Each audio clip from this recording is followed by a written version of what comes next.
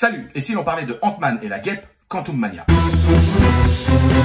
Ça y est, la phase 5 du MCU ouvre ses portes le mercredi 15 février avec le troisième volet des aventures de Ant-Man. Depuis la fin de l'ère Thanos, Scott Lang vit dans un rêve. Il s'est créé une vraie famille avec sa fille Cassie, son amoureuse Hope et ses beaux-parents Hank Pym et Janet Van Dyne. Et il profite même de sa notoriété pour écrire un livre sur sa vie. Mais Cassie, qui partage sa passion pour la science et le monde quantique avec son grand-père Hank, va sans le vouloir ouvrir une brèche qui va emporter toute la famille dans l'univers où a survécu Janet pendant des années. Et ils vont atterrir au milieu d'une guerre qui va opposer d'un côté les créatures qui peuplent le monde quantique à un homme sans foi ni loi que l'on appelle le Conquérant. Après une phase 4 qui a fait beaucoup parler pendant près d'1 an et demi et qui avait du mal à trouver sa ligne directrice, Marvel et Kevin Feige ont clairement eu envie de recentrer tout ça pour l'ouverture de la phase 5. Car clairement, ce troisième opus de Ant-Man sert à plusieurs choses. D'abord, le film est une vraie présentation du futur grand méchant de cet arc, et j'ai nommé Kang. Et même si ce dernier avait été introduit dans la première saison de la série Loki, ici vous allez en apprendre plus sur lui, sur ses motivations,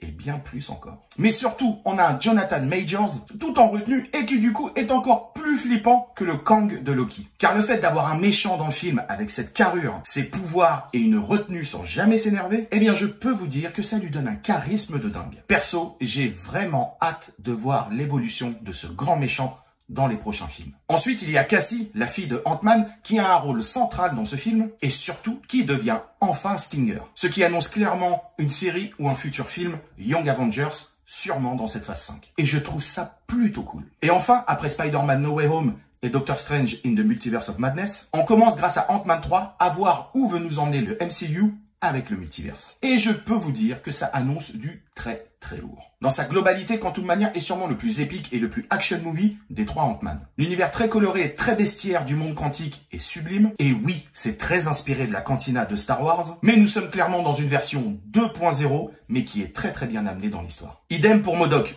J'avoue, c'était une grosse crainte pour moi. Surtout après l'excellente série animée que vous pouvez retrouver sur Disney+.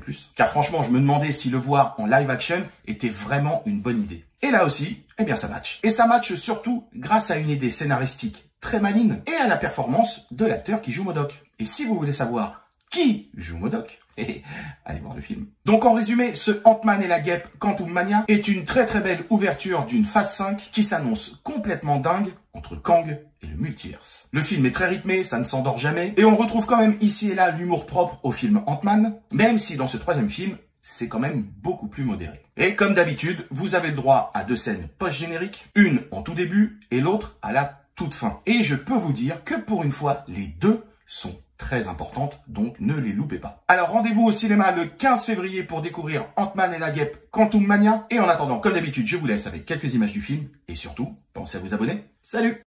Ant-Man. Je vais faciliter ta décision. Ou tu me rapportes ce que je veux, ou tout ce à quoi tu tiens.